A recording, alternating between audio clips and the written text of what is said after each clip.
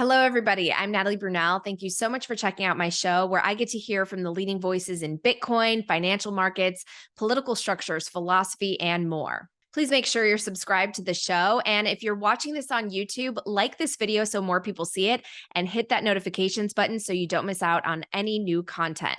This podcast does not provide financial advice. It is for educational and entertainment purposes only. So make sure you always do your own research before making any financial decisions and be aware of your risk tolerance. I'm able to produce this show thanks to my sponsors, and I'm very picky about who I choose to partner with. So I hope you'll take the time to listen to the ad reads throughout the show. All right, now to my main partner, Swan Bitcoin. I'm proud to partner with Swan because it is a Bitcoin-only company focused on helping people save for their future and self-custody their Bitcoin, not trade it. Swan offers a private client service, retirement planning, tax loss harvesting, and even home equity conversion. Swan is also committed to educating millions of future Bitcoiners through free educational resources and media projects. I actually use Swan to dollar cost average every day. I deposit a little bit every day that's equivalent to what I might spend on a meal, because I actually read that dollar cost averaging daily ends up with a lower cost basis than weekly or bi-monthly at the end of a given year. Swan also produces my show, Hard Money, which reports on Bitcoin adoption and macro trends around the world. So make sure to subscribe to that as well. And to learn more and get $10 in free Bitcoin when you sign up, head to swanbitcoin.com/Natalie Brunell. All right, it's time for the show. Alex, it's really good to see you. Thanks so much for coming back on. I'm excited to talk to you about Bitcoin in the developing world. How are you? What's been happening in your world? I'm great. Appreciate you having me on. I went out to Ghana last month to the Africa Bitcoin conference. I also, a few weeks before that, went out to India and met some of the Bitcoin community in Bengaluru, who some of them had traveled from other parts of the country. And I think that India and Sub-Saharan Africa are obviously hotspots when it comes to the future of Bitcoin. So it was nice to learn about what was happening there on the ground. And moving forward, we're continuing to deploy grants at HRF to Bitcoin community building, education, and software in these areas. So, we're always looking at that. We have constantly interesting stuff coming across our radar and really interesting people popping up. We met some of them in both of those places, actually. We were happy to support the Bitcoin India community with like a variety of meetups and things like that, and also happy to support numerous individuals and groups that we met in Ghana. I think coming up, we are going to have our 15th annual Oslo Freedom Forum in Norway in June 13 to 15. So there will be a financial freedom track there. There'll be a lot of Bitcoin content focused, of course, on users from authoritarian countries. So that's kind of what we're looking ahead to now, is trying to build that out as much as we can. So that's kind of the space I'm coming from. Well, I highly recommend everyone check out the Oslo Freedom Forum. I went last year in Norway for the first time, and that was just an incredible event. And I'm so happy that Bitcoin is becoming, it seems like, more and more a part of it. I reread your book, Check Your Financial Privilege, over the holiday break, and you really have this ability to capture these human interest stories and narratives from around the world. And it sounds like you're getting even more of them in new countries that you're traveling to. Can you share a little bit more about your recent trips to Africa and India? Maybe we can start with Africa, because my last guest that I'm about to publish was actually Farida, who spoke there as well and is working hard to help Bitcoin adoption grow. So tell us about adoption in Africa, maybe which nations are really standing out to you and which ones need some more work. Well, it's very early, I think, in general for this technology, but it's happening. It's undeniable. I'm really happy you had Farida on. She obviously organized the Africa Bitcoin conference, and I think what made it so special as an event was the fact that she organized it as a civil society leader, as an activist, as an anti-colonial activist, as an anti-authoritarian activist. It lent a very particular air of authenticity, I think, to the event in terms of like why we were all there. There was like nobody trying to shill something or anything like that. It was really people like trying to unite to fight back. It was very cool. So I'd recommend to all Bitcoiners that they make a pilgrimage to Accra next or this coming December. It's a phenomenal event. Yeah, pretty straightforward to get to, actually. If you're in the US or Europe, you can usually try to find a direct flight to Accra, and everything takes place in one venue. So it's very doable. So I would recommend it. Extraordinary event. I was really surprised by the breadth and depth of Bitcoin kind of community building and software development that I saw. I am probably more knowledgeable about that space than most people. And I was just totally blown away. I mean, I did a workshop for NGOs and Bitcoin. There were about 35, 40 people in the room, and we were going around just introducing ourselves. And I mean, more than half of the attendees were Bitcoin or Lightning developers from Lagos, Wow. city in Nigeria. So, I mean, I don't know how many Bitcoin Lightning developers there are in West Africa, but it is certainly growing, and that's really neat because they're all going to build tools. They're all going to contribute to Bitcoin Core. They're all going to make wallets. They're all going to really start to, bring their perspective into the mix, which is very, very important. I think what Jack Dorsey said a couple of years ago in an interview was about why he started BTrust, the charity that he and Jay-Z created to support Bitcoin development in the developing world, was that if Bitcoin's going to be money for the whole world, it has to be made by the whole world. And I think that makes a lot of sense. So I think you're starting to see that.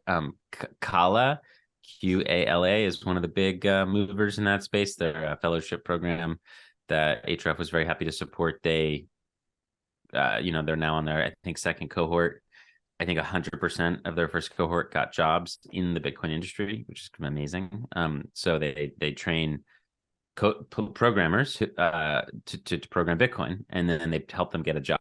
So that's what the Kala Fellowship is. So if you're a programmer in Africa and you want to learn about Bitcoin and get a job in the Bitcoin space, you apply to that fellowship. It seems incredible. So there's a whole bunch of other fellowships that are like it, and there are a lot of mentors in that space, and that is just growing quickly. So I think you're going to see just a huge rise in number of people who are building there, which is just jaw dropping. You meet a lot of people who just in the most unlikely of places have created Bitcoin communities or businesses. I met a kid.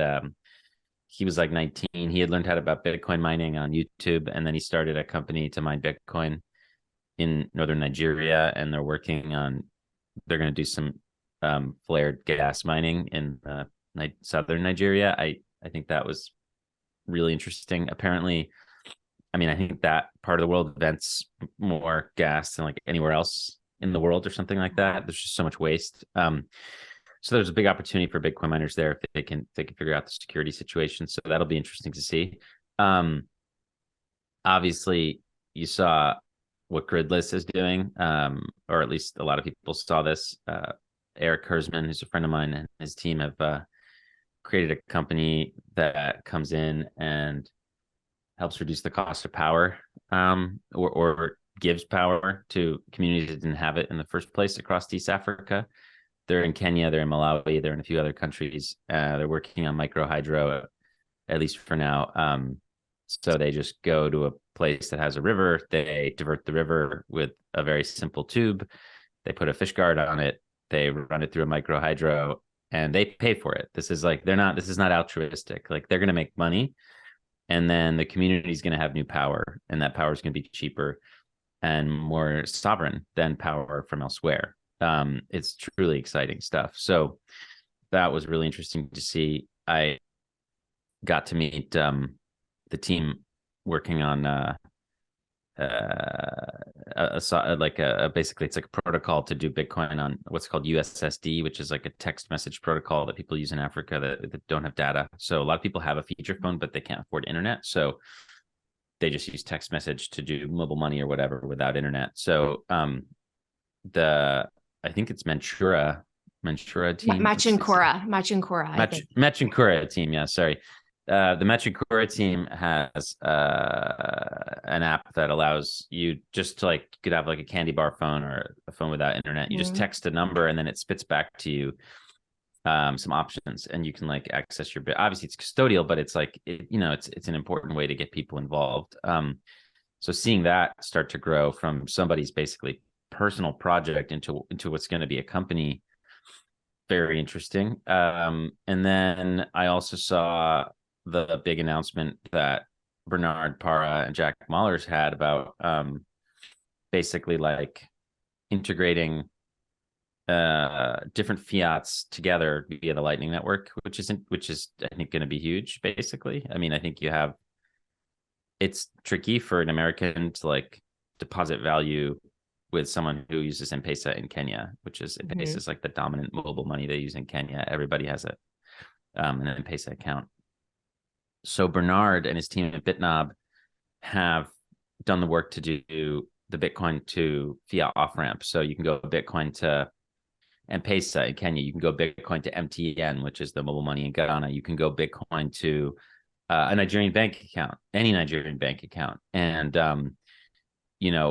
you basically, if you have Bitcoin, you can just go through BitNob and it just goes directly into one of these things. And you don't need that much information. So for example, in M-Pesa, you just need a phone number. So this is an open integration because it's on the Lightning Network. So he can team up with any other company. So he started with Strike, meaning, let's say, externally. So now if you're a Strike user in America and you have just like a debit card, you can like more or less instantly within a minute or two deposit funds in somebody's M-Pesa account or a Nigerian bank account or a Ghanaian mobile MTN account with very, very, very low fees and with the real rate of exchange, which is so important. So for example, if you use the traditional financial system to send money from the US to Nigeria, the Nigerian government has a fixed rate of exchange that's official, which is at something like 450 Naira per dollar. Naira is the local currency there. So that's how much you're going to get. You're only going to get 450 Naira per dollar if you use Western Union. But if you go out in the market, on the street, the real rate of exchange is 750 or so. So what that means is the government is just basically stealing, whatever that is, 30-40% from people as they transact from abroad. So Bitcoin allows you to get the real rate of exchange. So you send a Western Union, not only are you paying whatever fee they have and waiting and opening yourself up to inspection and delays, God knows what else, you're also only getting a percentage of what you're sending.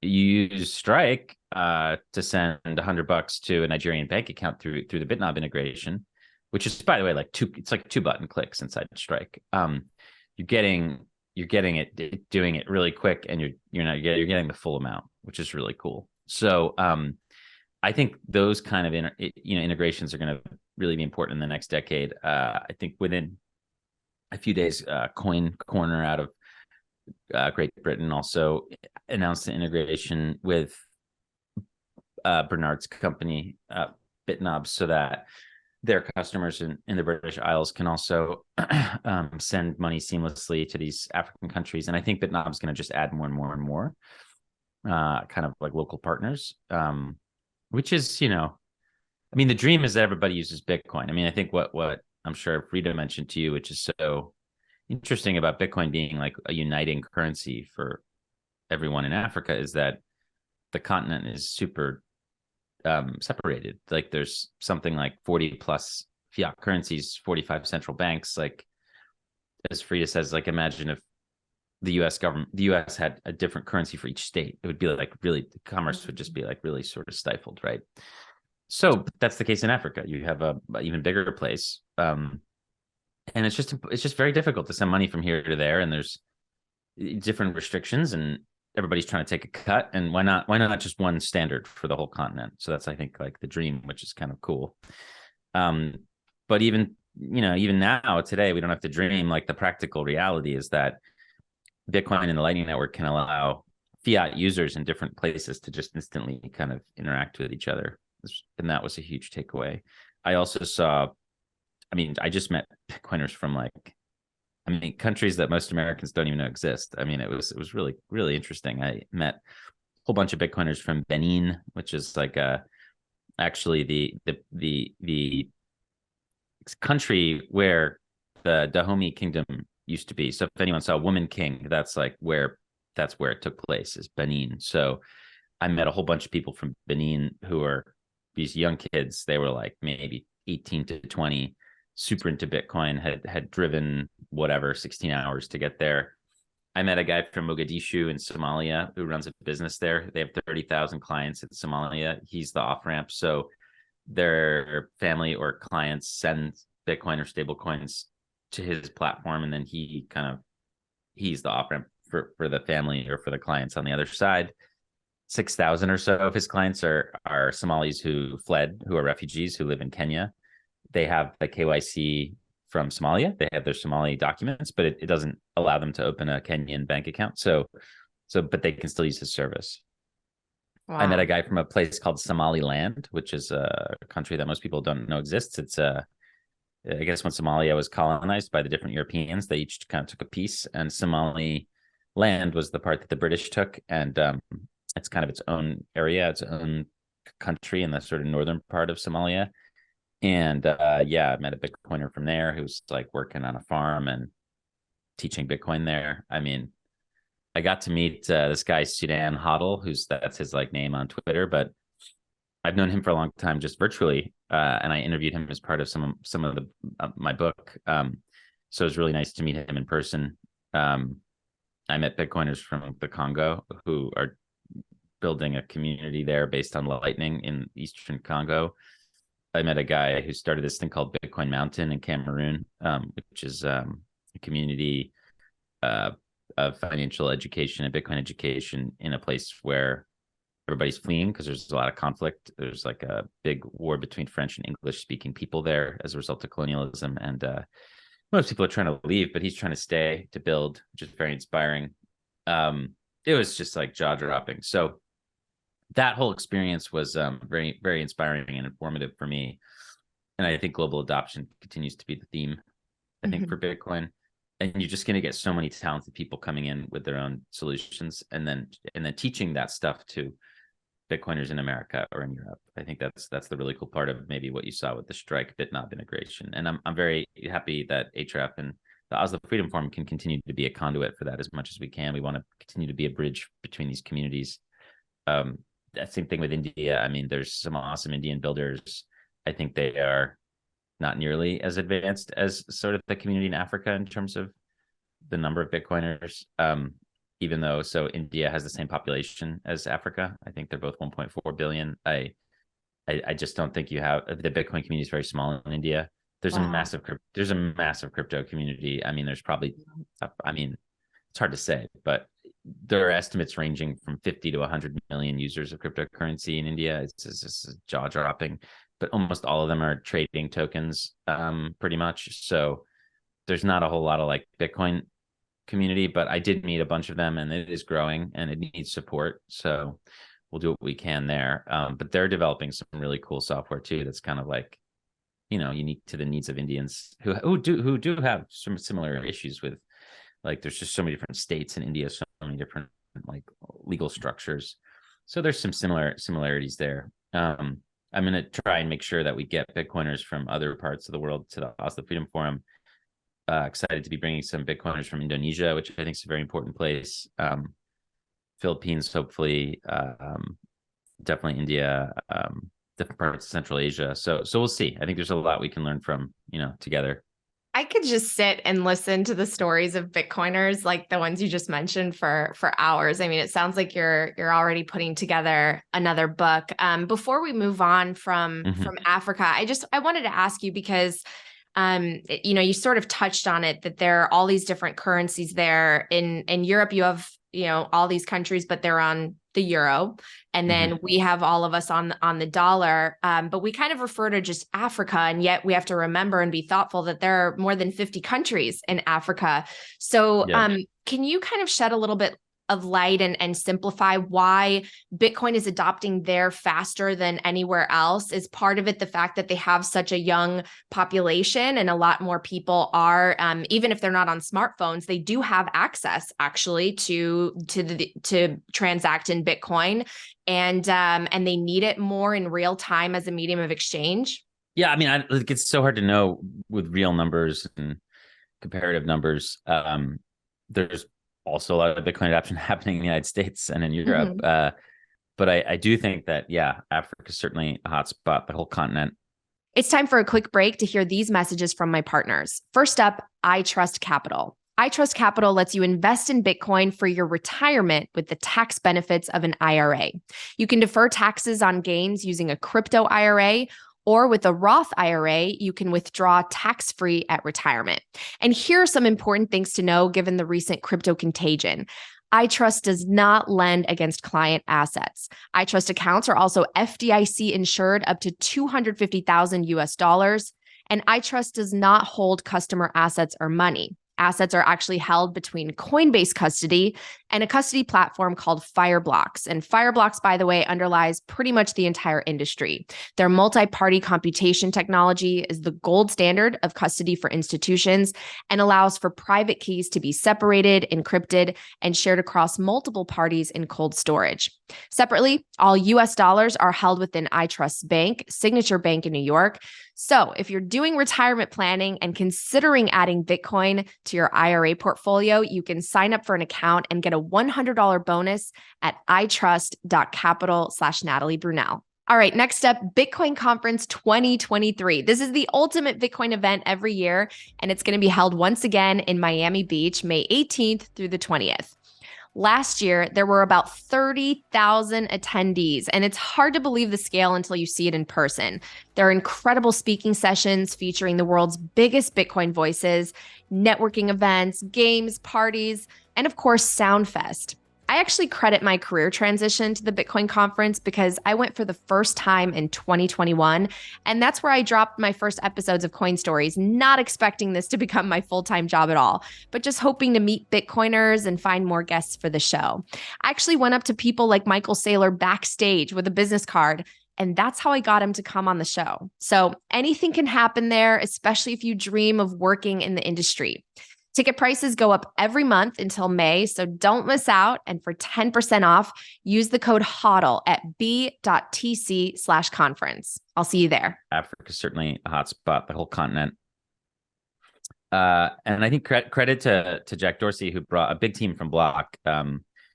Mike Brock was there, Steve Lee, Miles Sutter, quite a few Block leaders were there. It was great. But he said something when he was there that I thought was really important. He said that in a place like Africa or Ghana, Bitcoin adoption is out of need, whereas in a place like the United States, it's often out of desire. And I think that was really pithy and deep. And I think that's the difference. Like, the Bitcoin products being designed and the Bitcoiners being minted and in a place like the United States are overwhelmingly out of desire. Like, these are people who don't need Bitcoin necessarily. They're hopeful that it can do something for them in the future. Whereas a lot of the people adopting Bitcoin in a place like Nigeria or Ghana aren't doing it out of comfort and hope. They're doing it out of like, shit, this doesn't work. I need this now.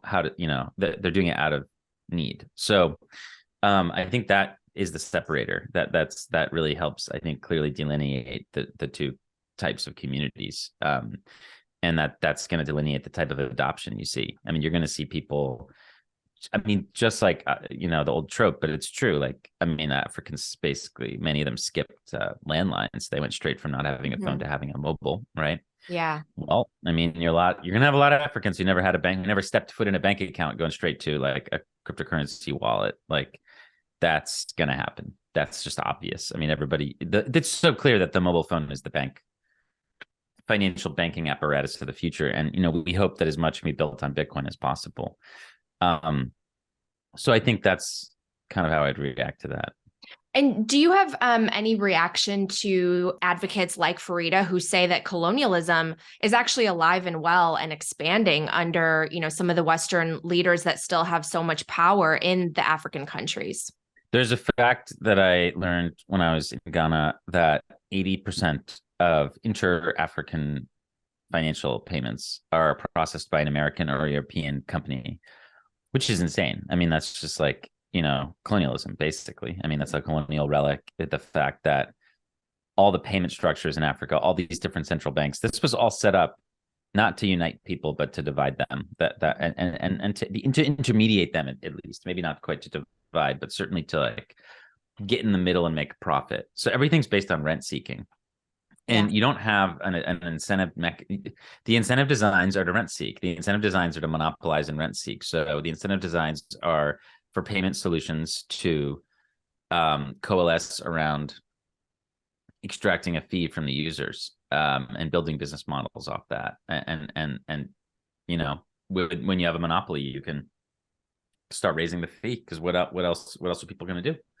And you can justify it by saying inflation or whatever, but that ends up what happens in a lot of cases. Whereas if you have Bitcoin Lightning, and there's a very different incentive mechanism because it's truly open. Anyone can build on it. You may have a different structure where the fees are going to go down and down and down because everybody's competing against each other in a really open way. So we'll see. I'm hopeful. I mean, the evidence is pretty stark in terms of what you pay on a Bitcoin Lightning company to move money from outside of Africa to Africa to what you pay through the financial system. I mean, again, not only is there like whatever technical fee, there's the exchange rate thing. There's the real versus the official rate, and that's the one that's going to be huge because central banks are going to try to continue to impose artificially high valuations of their fiat currency moving forward to pay back debt, to buy things abroad, to pay the salaries of their workers, whatever. And that creates a black market exchange rate. We don't see that in the United States or Europe, but like it's common around the world. This is the experience of what most people on the planet live with. They have a street rate of exchange. And Bitcoin allows us just to connect street rates instead of going through the official rate. So it really allows us to like cut out a lot of rent seeking and corruption. But yeah, a lot of that again is designed by foreign powers, just as Farida is pointing out. Mm-hmm. And just in general, like the whole economic system that Africa is within is still colonial. I mean, in many ways. I mean, it's a continent that should be self-sufficient, should be growing its own food. It's a breadbasket. Instead, it imports food from wealthy countries, and it grows stuff for us to eat or to drink or whatever. So you have, like, generally speaking, agriculture in Africa is such that it's focused on things like coffee or tea or cocoa or rice or whatever. Not rice, rubber or something like that. Cotton, like basically stuff for like other countries to use. Whereas like whereas when people need to eat locally, they have to import. This is like what has been designed in part due to policies from the World Bank, IMF going back decades. So this is a country that, I mean, again, a continent rather that imports 85% of its food. This is insane. So, I mean, the whole structure, the whole edifice is colonial in nature. So, and that's all related to the fiat currency system. So we'll see what happens here, but individuals can start opting into this new paradigm, which is pretty exciting. They haven't had that opportunity before. That didn't exist in the 70s or 80s or 90s. So we'll see. I don't know. Does it create sort of continental change? No one knows. But the individual, as far as individuals and communities, yeah, it's providing some change, and it's exciting to see that. So we want to keep an eye out there for sure. Well, your title, Check Your Financial Privilege, was so poignant because I felt so ignorant and naive that I didn't know until I read in your book the fact that a lot of the reserves of these nations are held by like the French treasury. So basically they're giving the fruit of their labor, their money to another country, and those citizens get to sort of benefit from it and have a certain lifestyle. And meanwhile, they're paying interest and everything, their currency could get debased overnight by 50%. Yeah. And they have precious resources, especially today with everything going toward renewable. I mean, their countries are basically getting exploited for resources, and they don't see any of the benefit. And you talked on Peter's last show about, how the World Bank, the IMF, they exacerbate it with these high interest rates. That it all sounds really, all good and wholesome, right? That, you're helping developing countries, but actually you're exploiting them. Can you touch a little bit on that? Yeah, I spent the last half of the year in 2022 exploring aid and assistance. I think we're taught to believe, or the literature out there, the discourse out there leads us to believe that wealthy countries are assisting poor countries by giving them money. And what's interesting is, like, you don't even have to go very deep to think about how that's not true, because these aren't grants, they're primarily loans. And as anyone who has a credit card knows, the borrower on the loan has to pay back principal and interest. So this is a money-making operation. So yes, it's true, there's a lot of loans being extended from rich countries to poor countries, but we have to remember the poor country has to pay back the loan plus interest, right? So over time, you're going to have a flow going the other way. And that's indeed what happened. Like, you had a ton of quote unquote giving credit extended to the third world back in the 60s and especially 70s, early 80s. And eventually those flows started to go the other way. So since 1982, if you just look at total flow in the world economy from, let's say, rich countries and poor countries, or however you want to say it,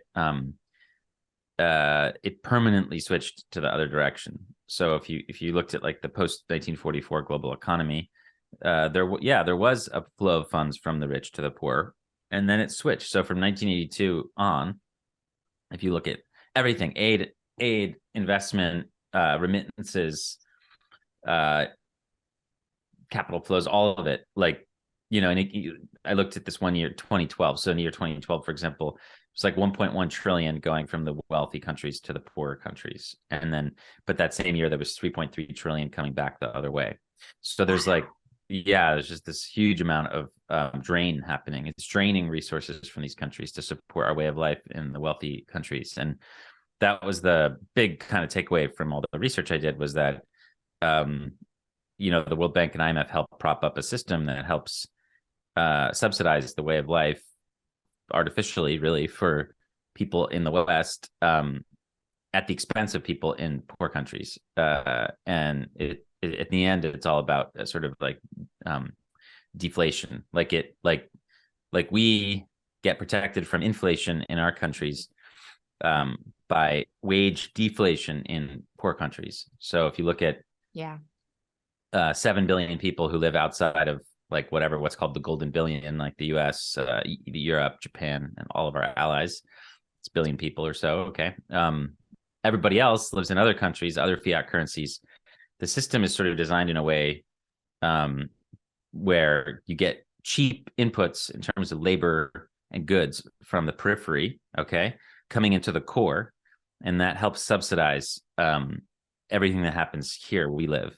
And it's very sinister because it's not visible. It's not something that people talk about, but the data is really strong. So that's what's happening. And I mean, it shouldn't surprise you when you really think about it, that the powerful are exploiting the weak. I mean, that's just the way things are. But it is shocking when you start to really uncover what's happening. So that system is really exacerbated by the post 1971 kind of fiat standard. It just is. So the only way that these institutions can continue to lend to these poor countries, and these poor countries normally would say, we don't have any money left, we can't pay you back, and then there'd have to be the rich country would have to write down its balance sheet and restart, and there'd have to be some talks or whatever.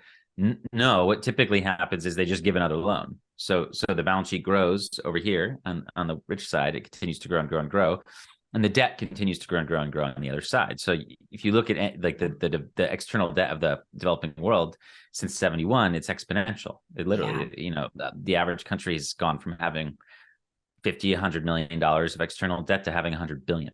Okay, that's like a medium-sized developing country's situation. So, that's the fiat standard is this sort of giant sovereign debt bubble, and that's where we are. And a lot of it is what I would call odious, meaning the debt was accumulated by autocratic or dictatorial rulers who had zero consent over the population.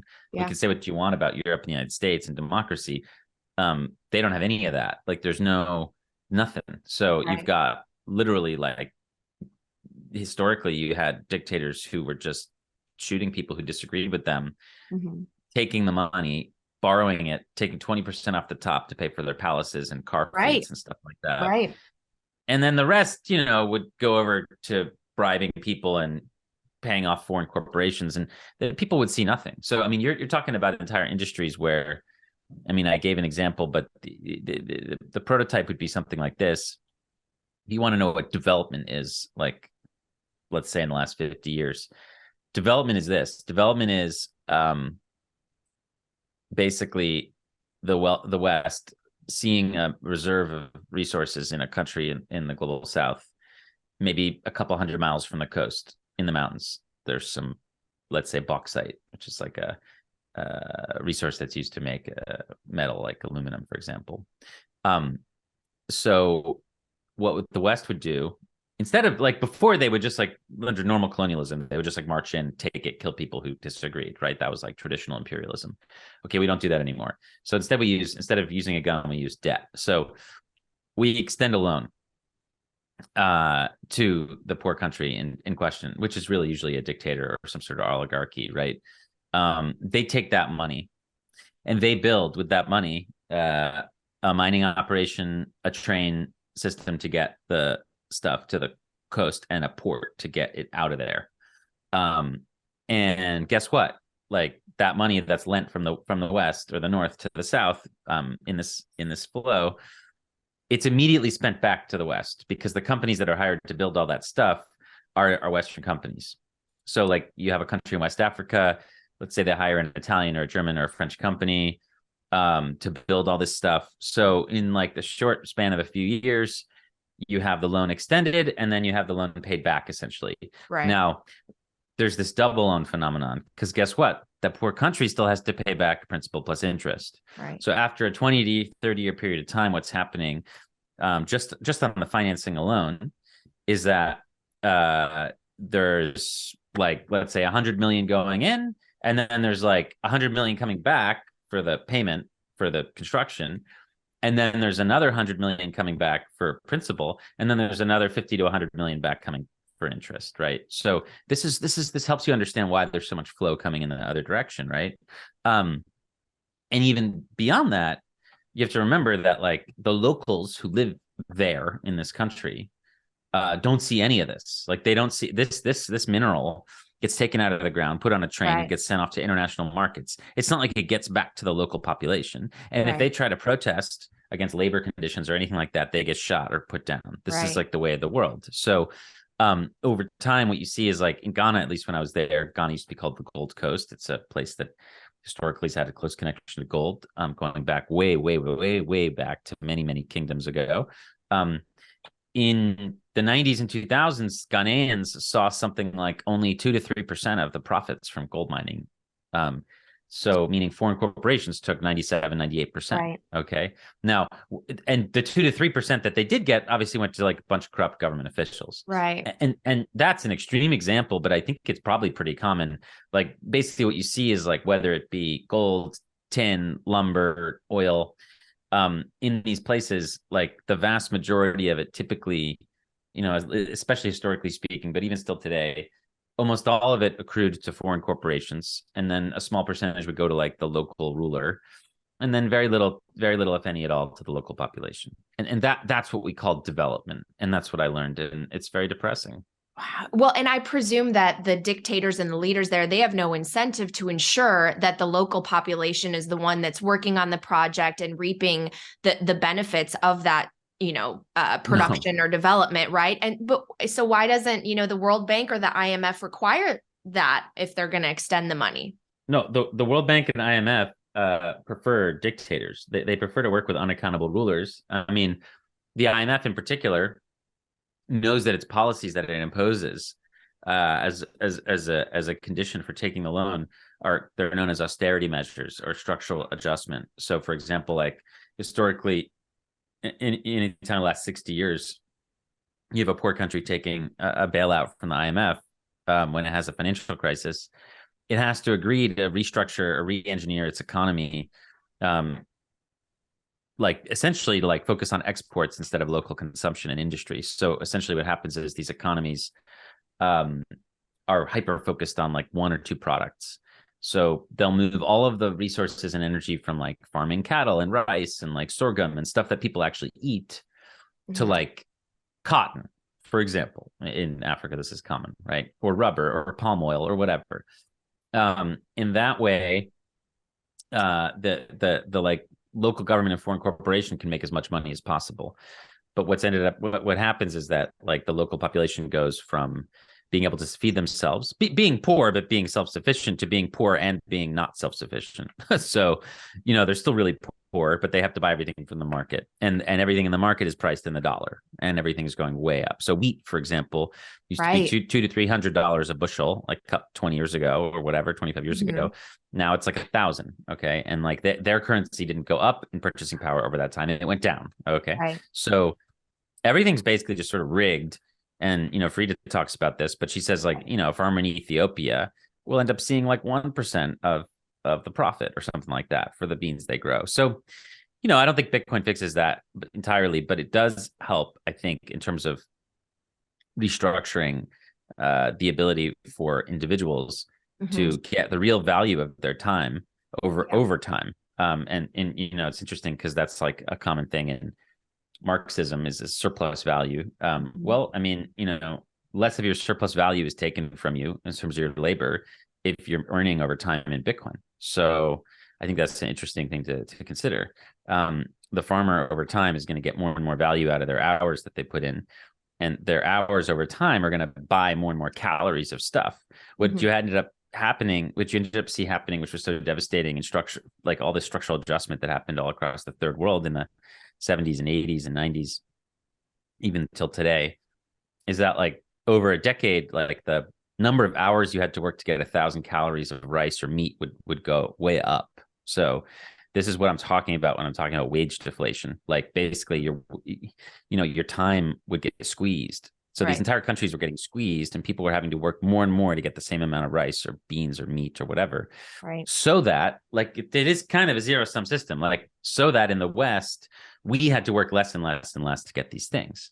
Now, I mean, there is a study that I cite in the paper, which is coming out as a book shortly called Hidden. The book will be called Hidden Repression, coming out, I think, in Q2. But like basically, like going back a couple of years ago, they looked at, I think, the year 2015, and that year, the wealthy countries of the West, a full 1/3 of the labor and half of all the goods that were consumed in the West were from the periphery, were from like the poorer countries.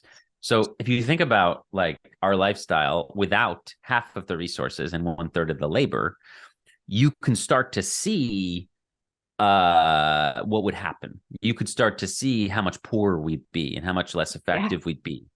Right. And what the wage situation would be and how inflationary everything would be. You can start to understand how this works. So our system is entirely propped up by cheap inputs from somewhere else. So I think that again, this is kind of a permanent paradigm in a way. Like you're always going to have more powerful countries and less powerful ones, but it's totally exacerbated by the fiat system. All right, it's time for another short break to hear these messages from my partners. First up, Fold. Fold is the best Bitcoin rewards debit card and shopping app in the world. You can earn Bitcoin on everything you purchase, from Amazon to groceries to sprucing up your wardrobe, with Fold's Bitcoin cashback debit card. And you can win free Satoshis every day, or even play for the chance to win a whole Bitcoin by spinning the daily wheel and the purchase rewards wheel. I have an alarm set every day so I don't miss out on spinning the wheel and earning free sats. And it's also a great app to get someone that is totally new to Bitcoin. So if you want to join the fun, head to foldapp.com/Natalie and get 10,000 in free sats when you sign up. And finally, I'm excited to partner with CrowdHealth, a Bitcoin alternative to health insurance. Health insurance costs can be sky high today, and you essentially send money every month to a massive corporation, the health insurance black hole, as I call it. And if you don't need any health care, you never see that money again, right? But if you do need to go to a doctor, you end up having to pay even more out of pocket, especially if you end up as one of the 20% of claims on average that aren't covered. With CrowdHealth, you pay a small monthly fee that goes into an account that you actually accrue over time and is yours to use or keep if you ever leave. You can even save that money in Bitcoin. CrowdHealth is all about community, and the community crowdfunds everyone's healthcare. So if something does happen or you have a doctor visit, CrowdHealth will negotiate down the medical bill much lower than what insurance would be, and then the community helps you cover it. And in return, you help others cover their needs. For more information, you can head to joincrowdhealth.com/Natalie. And if you use promo code Natalie, you get 6 months for $99. All right, back to the show. It's totally exacerbated by the fiat system and by certain countries having access to the dollar and being able to lend. I mean, there was a clip on Twitter that went around recently that's from a guy named Michael Hudson, who I've studied in the past, and he's talking about how African debt is different than American debt. And it's key because African debt, let's say if you're Ghana, you can't, if you want like a tractor or a bunch of rice or meat, like you can't print your currency. Mm-hmm. You can't print CDs to go buy it. It's non-convertible abroad, right? So you have to export something that we want in the West, and then we'll give you the money that you can then go buy tractors or meat with. So this is the system that we live in. It's all about the money, right? So meanwhile, we as Americans or Europeans or Japanese or whatever, we can literally just file paperwork and buy whatever we want, like, because our literally our debt is good as gold or whatever, or maybe not quite, but it's pretty good. It's as good as it gets. So we can print money to buy whatever we want, whereas all these poor countries can't. They have to export, and the whole system was designed in a way so that they would export what we needed, and our economies were built in a way with tariffs and subsidies so that we would remain agriculturally independent and they would need to be agriculturally dependent on us. So this was the whole system. So, development aid, assistance, the World Bank, the IMF, a lot of that has contributed to how poor Africa is today. And I think a lot of that is propped up by the currency system and how the money system works. And I think that as we transition maybe to a more Bitcoin-centric system, a lot of these, extreme, exacerbations are going to subside, because it's just not possible. Like if you're a country, and if there's a Bitcoin standard, like where are you going to get the money from to lend out another $30 billion? Like that decision can't just be made with a snap of the fingers. It's got to be more prudent. And I think you're going to see an unwinding of some of this debt and maybe some write-offs. I mean, I think it'd be totally fair to tell some of these countries who have debt that was incurred by dictators that they didn't even elect, that we should cancel that debt.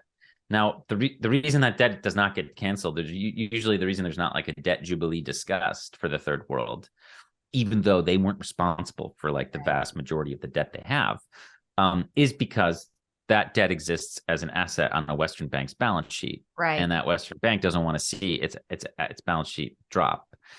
So, that's only made possible via the fiat standard. Like if we're on some sort of Bitcoin standard, then there is no option to just keep printing money to keep bailing out these countries. Right. So there has to be some sort of reckoning, and it's not going to be pretty. Like I think that, again, Bitcoin is this lifeboat that's going to help people as we go forward. But there is like this Titanic situation thing where like there's an iceberg, and I think the next decade is going to be really, really hard. I mean, it is really, really hard right now. Right now is like, if you looked at the situation of like Egypt, let's say it's the largest country in the Arab world in North Africa, or in Nigeria, Americans would consider that the end of the world. Like if we were Egypt or Nigeria, like if you just consider what's happening there, like whether it's a military dictator murdering opposition or a currency that's devaluing rapidly 10, 20, 30, 40% over a short period of time. Riots, food riots, like electricity cuts, like that's the reality but like Egypt and Nigeria is the same size as the United States. So those two countries, so 300 million people. We're just so disconnected from the reality of Africa that like that's not something that like Americans would consider. But that's what people are going through right now. So you're already seeing the Titanic happen in other parts of the world. Like you're already seeing presidents being overthrown, swimming pools being swum in by protesters, like across, whether it's Iraq, Sri Lanka, Pakistan, another massive country that's 2/3 the size of the United States. They're having the same issue. So we're going to see another third world debt crisis that's happening right now. And Bitcoin, I think, is a lifeboat there. And that's why it's so important for us to focus as much as we can on building infrastructure and communities in the developing world. I mean, it can actually help save people. Crucial. Yeah. Alex, I'm a big believer that most people are good. And especially when you sit down and break bread with someone and have a conversation, even if you thought you were very different, we all have common ground, and there are universal things that resonate with all of us. And a lot of people go into office or go into leadership with good intentions, but in your research of the IMF and the World Bank, like, do you think it's more incompetence, or do you think there is actually malice? Do you think that people intend to do such harm that they're doing through this system, or do they just not understand it? I guess my point in my research was that in the end, it doesn't matter because the outcome is the same. I don't know if there was like a grand conspiracy. I do know that U.S. policymakers over time like wanted to be agriculturally, sovereign, and they wanted other countries to depend on us. That was very important as like a Cold War tactic. I don't think the average employee at the bank or the fund knows how sinister their organizations are. I really don't. And I just don't think they have the data. I don't think they've been trained to look at the data, and they've been trained to think about everything in a certain way, so they don't see the reality. Right. So I think there's a banality of evil thing here. I think like most people who work at these institutions are generally good, or at least innocent in a way. Like they don't really know, but the people at the top have to know. I mean, they have to see the flows. They have to understand this. So I think the people at the top know, and the people at the top often, honestly, are connected to the U.S. National security industry. I mean, look at the most important person at the bank or fund probably ever was Robert McNamara, who was the Secretary of Defense of the United States and sent all these Americans off to Vietnam. And then Paul Wolfowitz was the head of the bank 15, 20 years ago. He was like one of the main architects of the Iraq War. So, I think that the people at the top know what they're doing. And, the problem is they'll never face any justice. There's never going to be like a war crime tribunal for them. But if you actually look at what they've done, like structural adjustment across the third world, like which has led to the reality of countries like Togo and Ghana, etc., has over many decades during different parts of time, again, led to the collapse in productivity and wages and economic growth, right? So that's what it's designed to do. It's designed to cause a recession at the expense of local productivity and consumption, to focus on exports. Okay, it's like when a private equity firm comes in and looks at a takeover of a company. How can we like restructure it and like sell it for more, right? So you're talking about like a body politic though of millions of people, and you're talking about squeezing them, right? So what happens is, there's research out of Mexico, which is like a pretty typical country that is a large country that's received a lot of IMF support over the years. So when that country's GDP per capita goes down by 2%, its mortality rate deteriorates or increases by 1%. So let's say you have a country with 100 million people. What this is basically telling us is that for every like 2% decline in GDP per capita, you're probably going to see, a million people die prematurely. Wow. Okay, that's what that means. That's a 1% mortality rate. Okay, so increased. So when you start to realize that you had dozens and dozens of countries, all of different sizes, all have double, not just double digit, but 10, 20, 30% declines in real per capita income. I mean, these policies probably killed tens of millions of people. Right. I mean, they're probably right up there with what Mao did and things like that. But like, no one will ever, I mean, it's hard to count. No one will ever know. No one seems interested in counting. And no one will ever go to prison or anything. So it's more about thinking about for the future, like how can we build our way out of this? And that's what's so powerful about the Africa Bitcoin conference, what people are building. Yeah. Like they're just building a different way forward that's not based on divide and conquer. Everybody's using a different fiat. Let's debase this. Let's shrink that. Let's devalue this. No, we're on Bitcoin. You can't devalue us. So that's why it's so inspiring.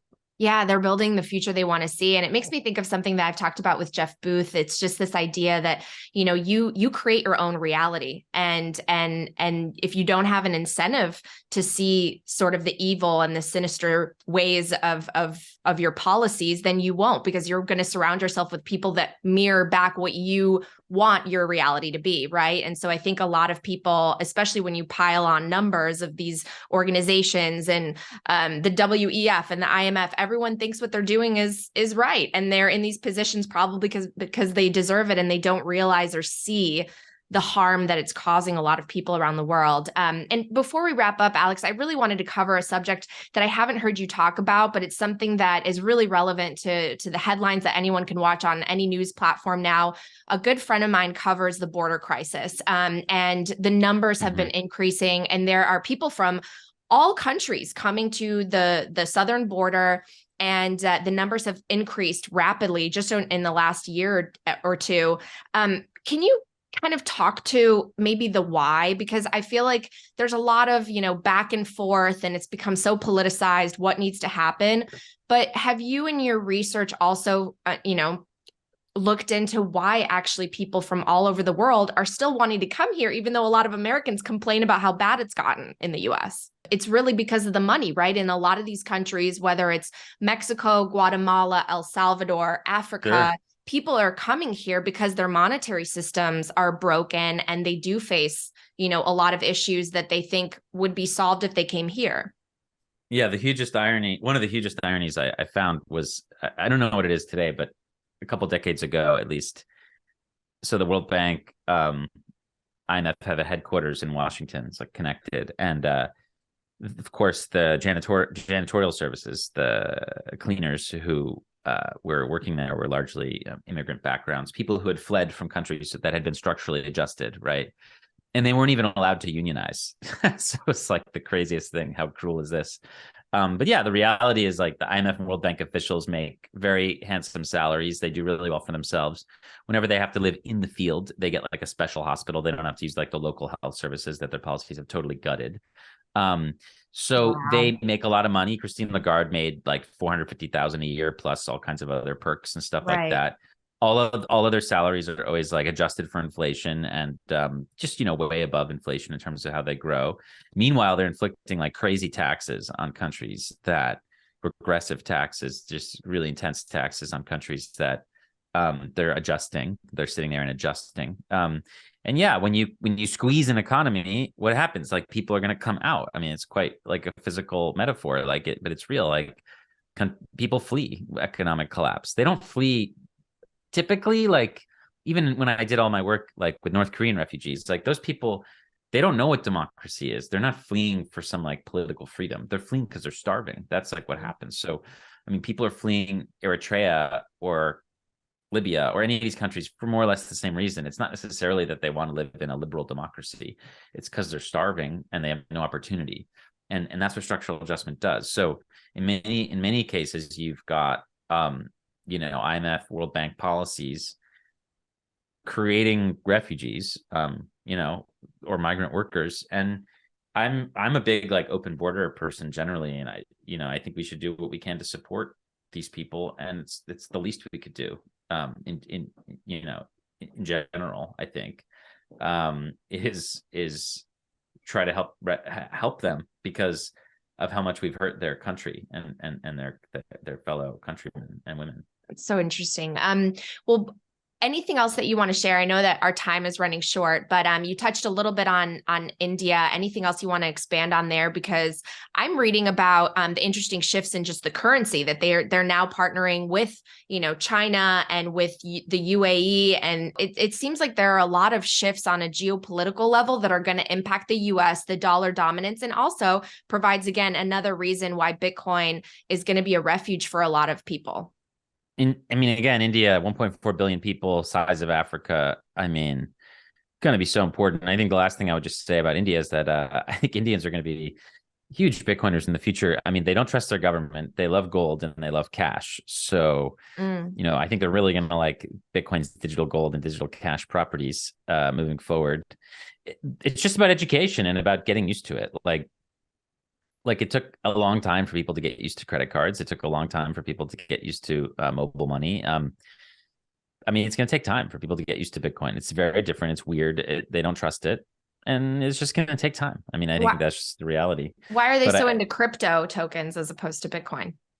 Well, I think crypto tokens are more like approachable, that like people understand they're kind of like penny stocks, and that they're just trying to make like a quick buck. Like that doesn't require like any sort of new way of thinking, right? You log into a website that's very similar to a stock trading website, and you buy some tokens and you hold them for a little bit and you sell them and you try to make money.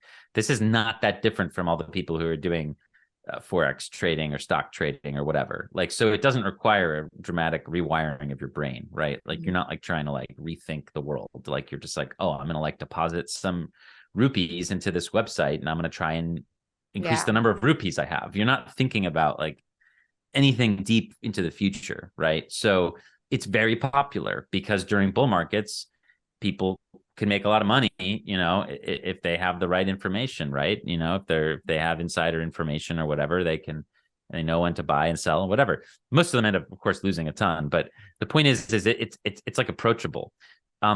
Like the idea of like believing in Bitcoin as a long-term monetary revolution and understanding how its properties are similar to gold and cash, like that requires a lot of thinking and thought and education about the topic. So look, it's got to be done brick by brick. That's why it's so key what the Bitcoin folks are doing in India.